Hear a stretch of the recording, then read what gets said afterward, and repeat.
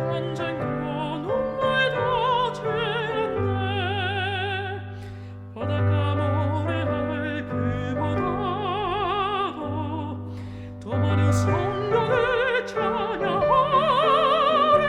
우리 모두가 하늘 공약 살 때에 참 기쁨에 넘쳐서 찬양하리.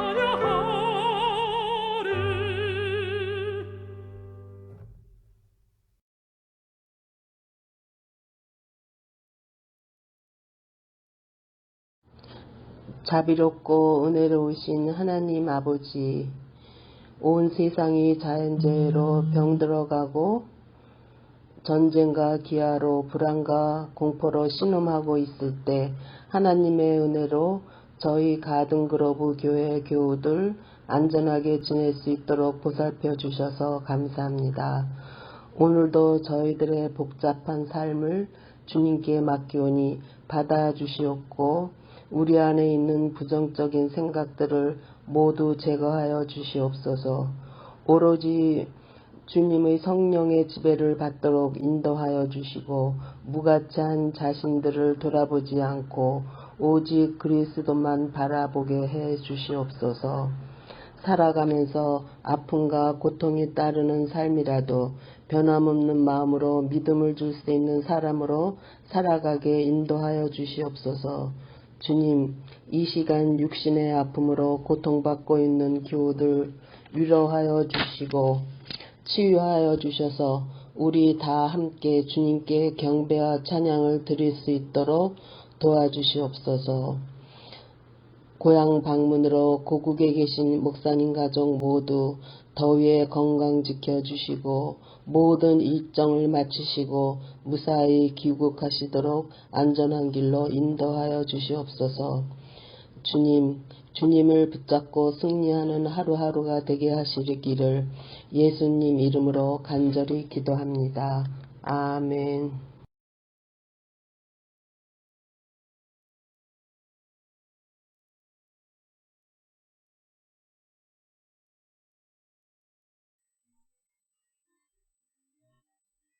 잠깐 기도드리겠습니다. 아버지 하나님, 오늘 안식일 첫 시간에 주님의 단 앞에 주의 말씀을 가지고 섰습니다. 은혜로서 덮어주시옵시고 성령으로 함께하여 주셔서 주님께 영광 돌리는 한 시간이 될 수 있도록 축복하여 주시옵소서. 주님의 이름으로 감사하며 기도합니다. 오늘 안식일을 시작하는 이 첫 시간에 여러분들을 다시 대면하게 되어서 감사를 드립니다. 집에서 각처에서 화면을 통해서 여러분들이 가지고 계시는 귀로 말씀을 듣고 또 그 눈으로 화면을 응시하면서 오늘 예배 시간을 가지시는 여러 분들에게 축복이 임하시기를 기도드립니다. 특별히 오늘 제목과 같이 여러분들이 가지고 계시는 눈에 축복을 해주셔서 많은 것들로 주님께 감사함을 드리는 것들을 바라볼 수 있도록 축복하시기를 기도드립니다. 지난 독립기념일 휴가철 동안에 저는 잠깐 바람을 쐬러 나갔다 며칠 나갔다가 들어왔습니다. 지금 한참 산불이 나고 있는 메리포사 에어리아 그쪽을 통해서 제가 불이 나기 이틀 전에 그것을 들어갔습니다. 요세미티에 들어가서 그것을 둘러보고 그래 다시 북쪽 게이트로 빠져나와서 저는 집으로 돌아왔습니다.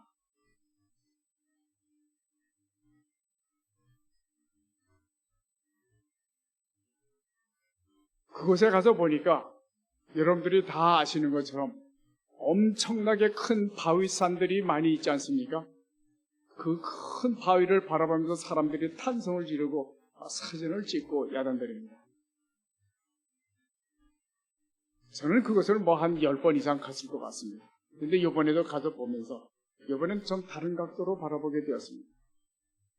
그 산 밑에 큰 바위 산 밑에 작은 사람들이 오물락거리면서 다니는데 차를 타고 다니고 걸어 다니고 떼를 지어 다니고 개인이 다니고 그 사람들이 모두 그 산 앞에서는 우리가 내려다보는 개미 떼와 같다는 생각이 들었습니다. 사람들이 아무리 그 밑에서 복작을 쳐도 그 바위산은 침묵하고 아무 반응도 없고 모든 표현도 없이 그곳에 줄곧 서 있는 것입니다. 과거 어느 때부터인지 우리가 알지 못합니다. 아마 수천 년 그렇게 됐을 것입니다.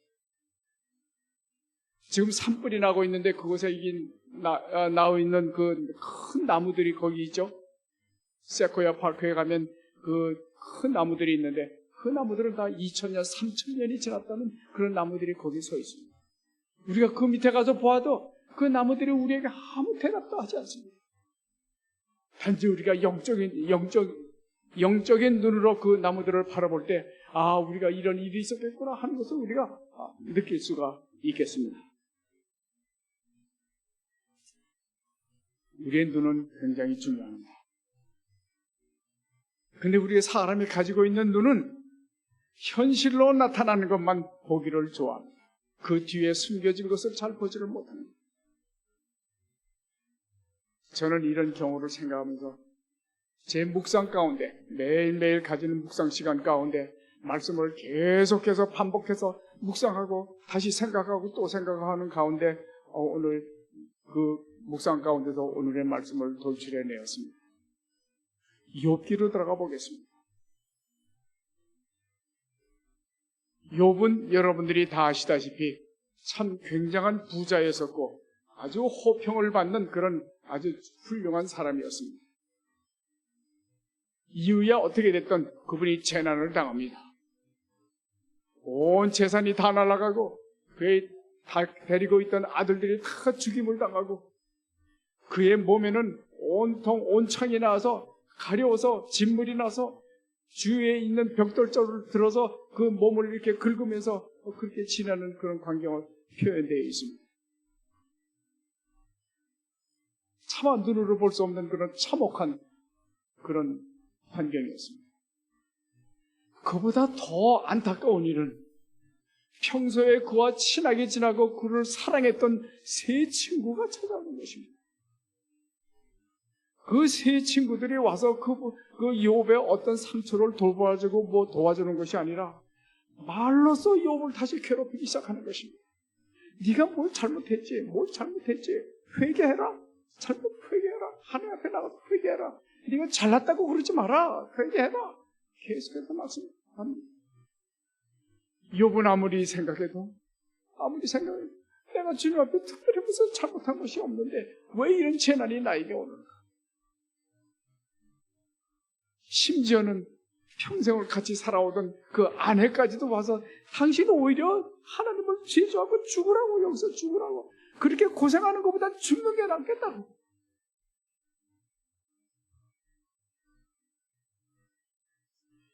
욥의 마음이 너무나 답답하고 너무나 참담해서 어떻게 호소할 데도 없고 친구들과 논쟁을 벌여봐야 아무 일이 없습니다.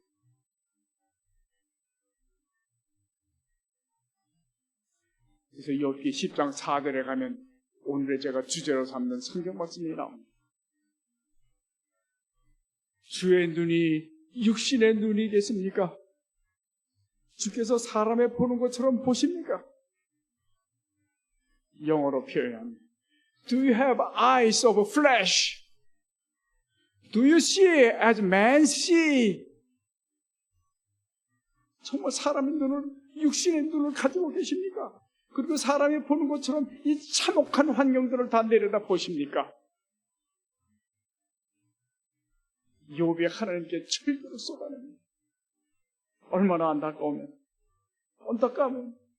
그렇게 하나님께 대항하는 것처럼 그 설교를 쏟아내겠습니다. 여차여차해서 많은 과정이 지나간 다음에 욥기의 마지막을 장식합니다. 38장부터 하나님께서 말씀하시기 시작합니다. 38장에 가면은 하나님께서 욥에게 말씀하시기를, 욥아, 이 녀석아, 네가 뭔데 나한테 큰 소리를 하느냐? 내가 이 땅에 기초를 놓을 때 내가 어디 있었느냐? 내가 이 나무들의 뿌리를 심게 할 때 내가 어디 있었느냐? 저 별을 달아 놓을 때 내가 어디 있었느냐? 다리의 집으로 돌아갈 때 내가 어디 있었느냐? 하나님께서 욥을 이렇게 책망하십니다. 욥기 40장에 가면 욥이 대답합니다. 나는 미쳐나오니 무엇이라 주께 대답하리까? 손으로 내 입을 가리울 뿐입니다. 내가 한두 번 말하였사온즉 다시는 더 말하지 아니하고 대답지도 아니하리이다. 내가 말하겠사오니 주여 들으시고 내가 주께 묻겠사오니 주여 내게 알게 하시옵소서. 그 다음에 아주 마지막에 가서 42장에 가서요, 하나님과의 대화가 그렇게 있고 난 다음에 욥이 자기를 돌아보기 시작합니다. 42장.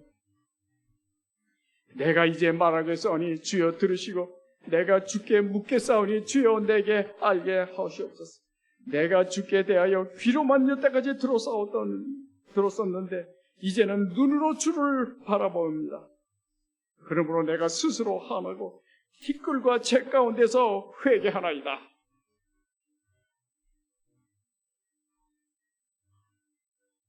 우리 하나님께서 욥의 이 회개의 말씀을 주고, 욥의 회개가 무엇입니까?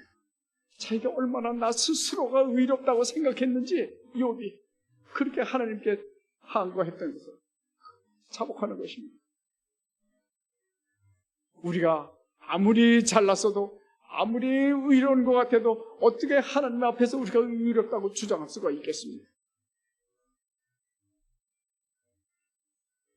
마지막 장에 가면 하나님께서 욥에게 말씀하십니다. 내 친구 셋이 와서 너에게 그렇게 말했지?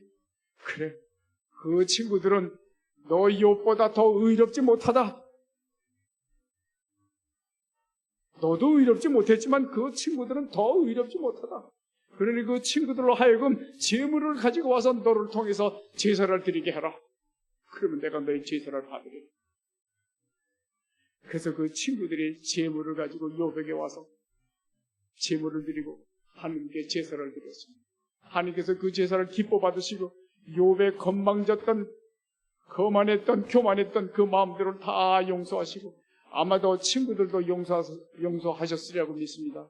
그렇게 하고 욥에게 축복을 내려주시는데 그 전보다 더 큰 축복으로 많이 채워주시고 여생을 그때부터 140년을 더 생존할 수 있게 해주셨다라고 여기에 기록되어 있습니다.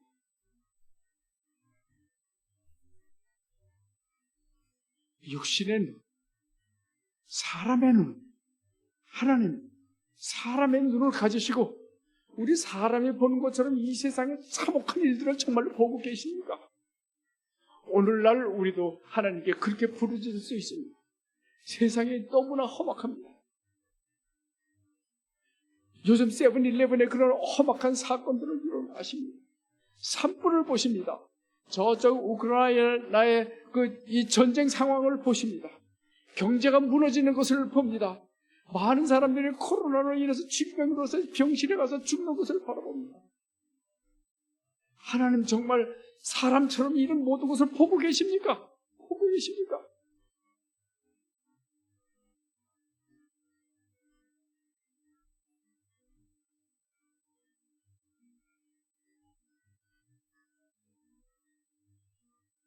하나님께서 여기에 대답하기 위해서 예수님을 보내셨는지도 모르겠습니다. 마리아라는 비천한 몸을 빌리시고 거기에 성령으로서 정자를 형성하시고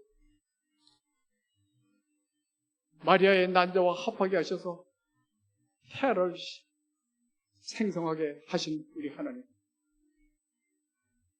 발이 오물락거리고 생기기 시작하고 손이 오물락거리기 시작하고 얼굴이 생기기 시작하고 태아가 생겨나기 시작하고 거기에는 정말로 우리와 똑같은 눈을 가지신 그런 눈을 거기에다 넣어주시는 것입니다. 예수님께서 태어나셨을 때 그 예수님이 가지신 눈은 우리의 지금 아기들이 가지는 눈과 똑같은 눈을 가지고 일주일이고 한 달이고 지난 후에야 세상을 바라볼 수 있는 그 연약한 눈을 가지고 태어나셨어요. 그 눈을 가지시고 예수님께서는 성장하시면서 모든 세상의 사물들을 바라보시기 시작. 하느님께서 자기 스스로 만드셨던 이 세상의 아름다운 자연들을 바라보시고 아름다운 것을 보시고 성전에 나가서는 그 성전이 기도하는 집이 되어야 할 것까지도 영적으로 바라보시는 우리 예수님. 예수님은 사람의 눈만 가지신 것이 아니라 육신의 눈만 가지신 것이 아니라 그 뒤에는 영적인 통찰력을 가지신 하나님의 눈을 가지시고 태어나셨어요. 예수님은 그래서 저는 육신의 눈과 하나님의 눈을 동시에 가지고 계셨다고 저는 믿습니다. 사람이 볼 수 없는 그 내면을 들여다보시는 우리 예수님. 그래서 그것을 치유하시고 그것을 불쌍히 여기시고 욥에게 말씀하셨던 욥에게 나중에 복을 주셨던 그런 복들을 내려주시는 것이죠.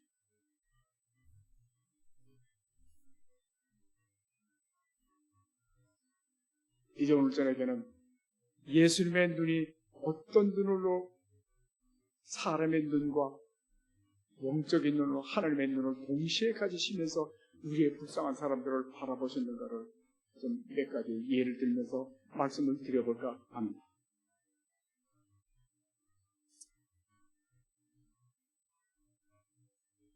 첫째로 말씀드릴 것은 12해를 혈류증을 앓던 여인의 이야기를 하고 싶습니다.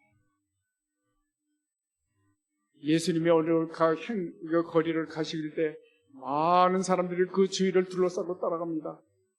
그때 12해를 12년 동안이나 혈류증으로 인해서 고생을 당하고 있던 그 여인이 혹시라도 예수님의 옷자락이라도 만지면 내 병이 날 수 있지 않을까 싶은 마음에 몰래 뒤로 가서 예수님의 옷자락을 만집니다.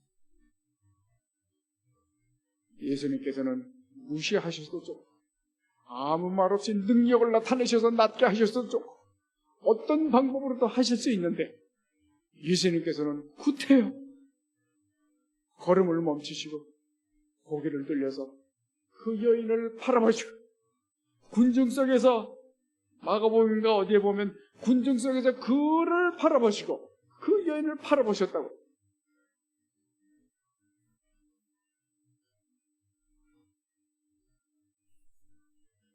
내 믿음이 너를 구원하였으니 편안히 돌아가.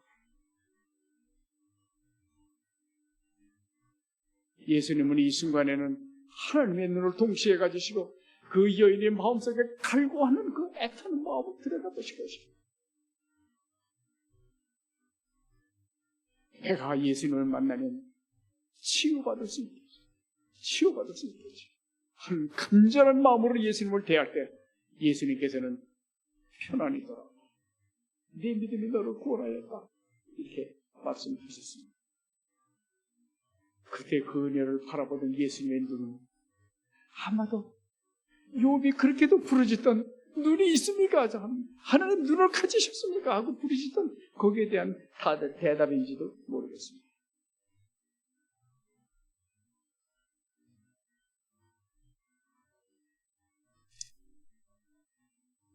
갈릴리 바닷가에서 예수님께서 많은 사람들을 두시고 설교를 하십니다. 그 바다 언덕 위를 사람들이 가득 차서 남자만 5,000명이나 되는 그런 많은 숫자가 모였을 때 예수님께서는 그 사람들을 바라보시고 말씀을 마치신 후에 그 사람들을 불쌍히 보셨다고. 불쌍히 보셨어요.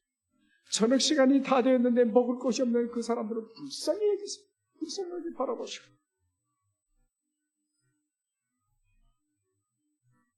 그날 그 5,000명에게 떡과 물고기로 풍부하게 대접해 주신 것입니다. 예수님은 우리의 식량의 부족함도 보실 줄 아시는 육신의 눈을 가지셨습니다. 그리고 그 사람들 마음 가운데 모든 비참한 모든 사정과 또 어떤 메시아를 기다리는 것 같은 그런 갈급한 그 마음 동시에 읽어보시고 그들에게 음식을 제공하셨습니다. 근데 사람들에게 게을러 빠지게 평생 먹을 음식을 나눠주신 것이 아니라, 한 달 먹을 음식을 나눠주신 것이 아니라, 저녁 한 끼 먹을 음식만 나눠주신, 한 끼 양식만 주신 거죠.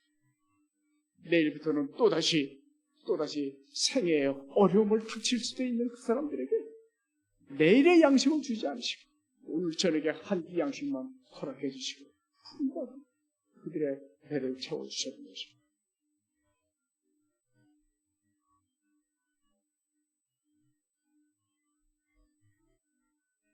한 번은 예수님께서 성전에 들어가셨습니다.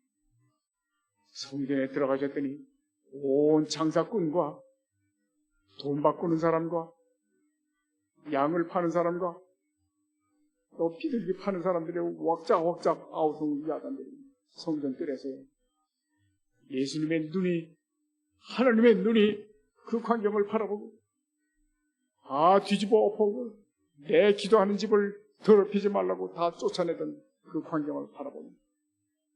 예수님께서 그 광경들을 바라보신 것은 육신의 눈으로는 그 더럽혀지는 것을 바라보았지만, 하나님의 눈으로는 하나님의 집을 이렇게 더럽혀서는 안 된다고 하는 것을 이 사람들에게 가르치고 있었던 것입니다.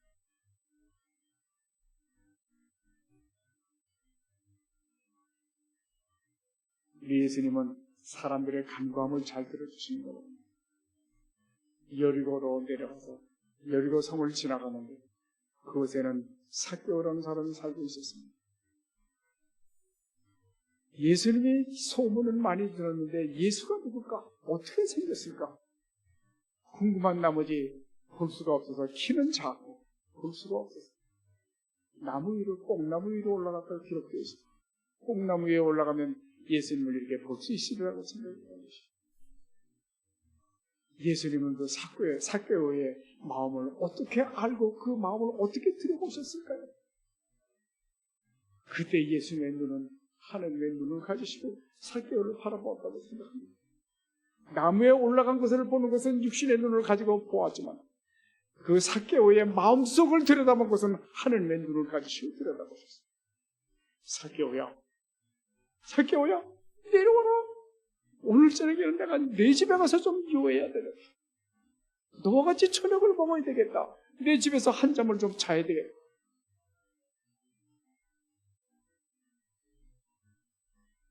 우리가 평소에 살면서 얼마나 예수님을 이렇게 보기를 원해서 뽕나무 위에라도 기어 올라갈 수 있는 이런 마음을 가지고 살고 있는지 모르겠습니다. 우리가 정말 이렇게 칼굽하는 마음을 가지고 산다면 예수님께서 분명히 우리의 집 문을 두들기시고 문을 좀 열어다오. 내가 오늘 너희 집에 좀 들어가야 되겠다 하고 말씀하시라고 생각합니다.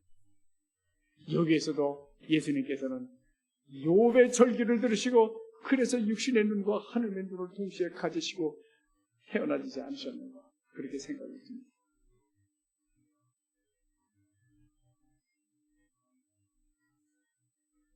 한 번은 어떤 집에서 말씀을 전하시고 병자를 고치고 있는데, 중풍병에 걸린 사람을 들어갈 수가 없으니까 친구들이 이 들것에다 담아서는 지붕으로 올라가서 지붕을 뜯어내고 지붕에서부터 줄로 매달아서 그 아래 달아내렸더라 하는 말씀이 있습니다.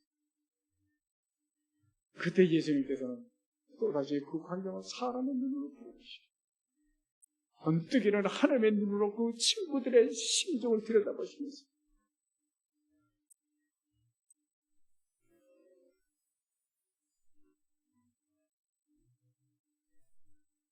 저들이 그렇게까지 강한 믿음을 가지고 행하는 것을 보라. 그 병세를 낫게 하시고, 내 믿음이, 내 형제들의, 내 친구들의 믿음이 너를 구원하였다 말씀하시면서 그 병자를 고쳐주신 것을 바라.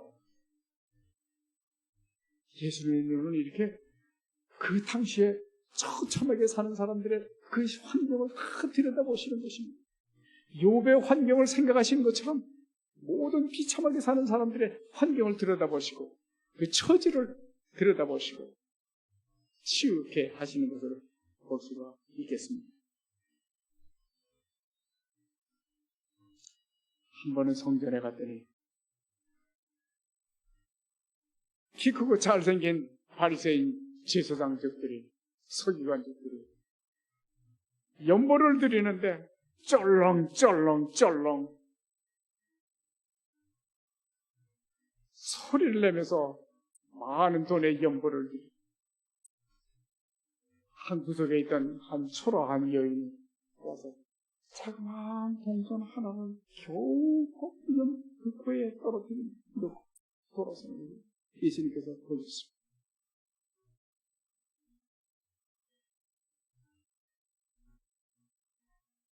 예수님께서 그 성경에 보면 예수님께서 눈을 들어 그것을 보셨다. 예수님께서는 육신의 눈으로 그 환경만 보신 것이 아니라 그 작은 돈을 드리는 그 과부의 마음속을 들여다보시고 이 여인이 저 제사장들보다 더 많은 헌금을 드렸다라고 판단하시는 예수님이었습니다.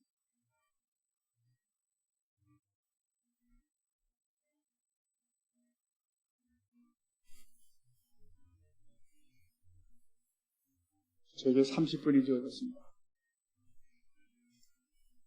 예수님께서 잡히시고 십자가로 가시기 전에 베드로에게 말씀하신 대로 내가 닭 울기 전에 3번 나를 부인하리라 말씀하셨어요. 정말로 그때가 되어서 3번씩이나 베드로가 부인하고 닭이 울었을 때 그때 예수님께서 고개를 돌리셔서 불쌍한 눈으로 자비한 눈으로 인자한 눈으로 베드로를 바라보셨다고 기록되어 있습니다. 그때 베드로는 뛰어나가서 통곡하고 울었다. 그렇게 기록되어 있습니다. 예수님의 눈, 예수님의 눈, 우리의 심령을 잡아 흔드는 그런 눈이었습니다.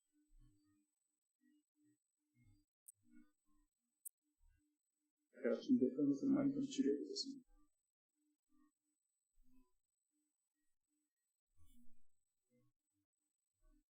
어떤 여인이 간음하다가 잡혀와서 돌로 치려고 하는 사람들이 주위를 둘러쌌습니다.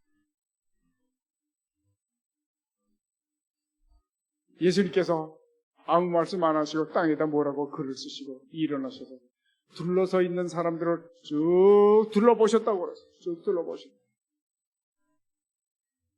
너희가 자신 있고 죄 없는 사람이 있으면 나와서 이 여자를 돌로 치거라. 이 사람들의 한 사람 두 사람 다 사라져 떠나갔다고 그랬습니다. 그리고 그 여인에게 누가 또 있느냐? 아무도 없습니다. 그래, 나도 너를 정죄하지 않으니 이제는 가서 다시는 죄를 범치 말거라. 이렇게 용서하시는 우리 주님이십니다. 우리 죄가 아무리 크고 아무리 흉하고 아무리 더럽고 아무리 추하고 어떻더라도 예수님께서는 모두 용서하실 수 있다는 그런 말씀을 우리에게 주시는 것입니다. 한 말씀만 더 하겠습니다.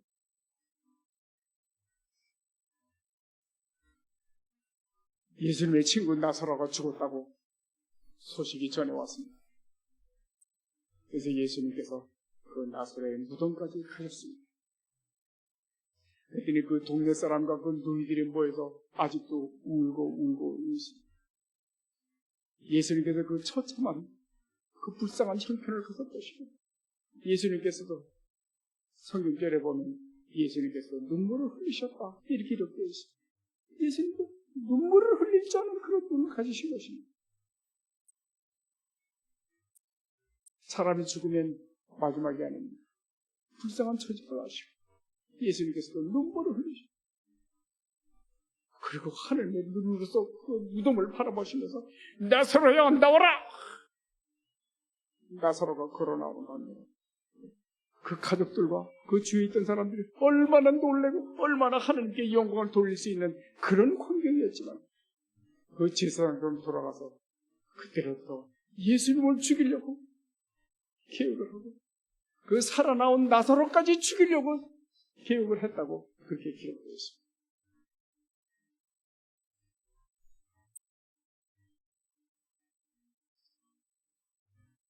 예수님께서 부활하시고 바닷가에서 제자들과 함께 아침 조반을 물고기를 구워서 드시면서 옆에 앉아있는 베드로를 향해서 베드로를 바라보고 측은한 눈으로 바라보시고 사랑하는 눈으로 바라보시고 베드로야, 네가 나를 사랑하니? 베드로야, 내가 나를 사랑하니? 베드로야, 내가 정말로 나를 사랑하니? 신학자들은 그 단어를 이런저런 걸로 다 설명하십니다. 우리 예수님은 그를 떠나서 정말로 베드로를 아끼시고 베드로의 그 처량한 모습을 인자한 눈으로 바라보시면서 베드로에게 큰 사업을 맡기기 위해서 그를 사랑을 다시 재확인하시는 그 눈이 있지마십니다. 오늘 예수님께서 우리를 향해서 야, 너 정말 나를 사랑하니? 너 정말 나를 사랑하니? 네가 정말 나를 사랑하니? 하고 재차 묻으신다면 여러분들은 뭐라고 대답하십니까?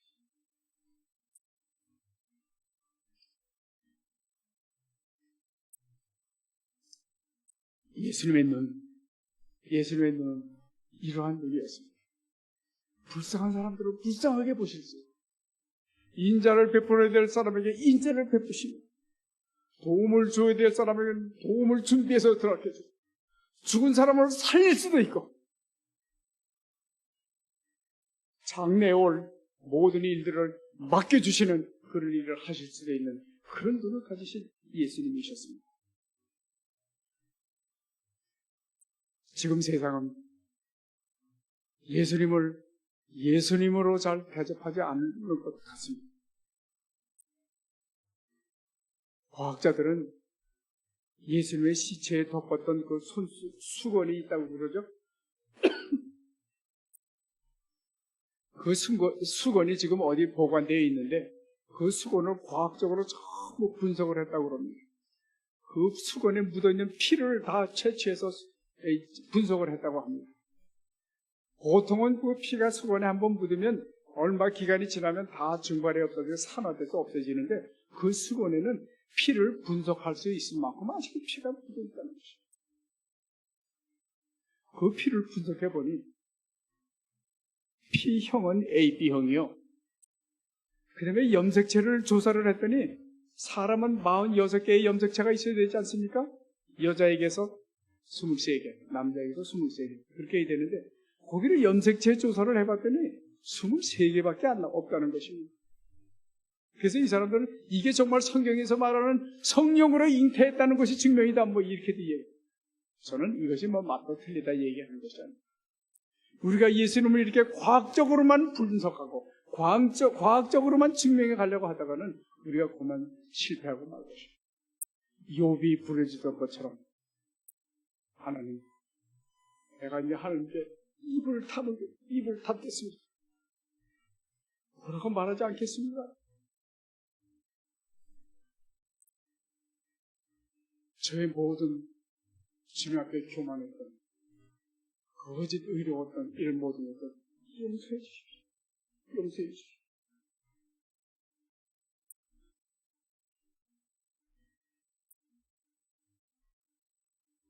내가 티끌과 제 가운데서 회개하라.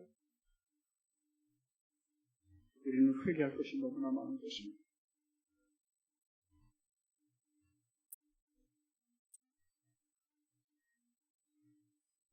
회개할 것이 너무나 많은 것입니다. 내 스스로 잘났다고 의롭다고 생각한 것이 얼마나 많은지 그거 먼저 회개해야 될 것입니다. 하나님 앞에 겸손해야 됩니다. 내가 입을 닫겠습니다. 더 이상 말하지 않겠습니다. 저 요세미티에 있는 큰 바위가 수천 년 동안 침묵하는 것처럼 우리의 입도 입을 닫고 주님 앞에서 침묵하며 우리의 신앙생활을 살아가기라고 생각합니다. 여러분, 오늘 예수님의 눈이라는 제목을 걸어놓고 이런 말씀을 드립니다.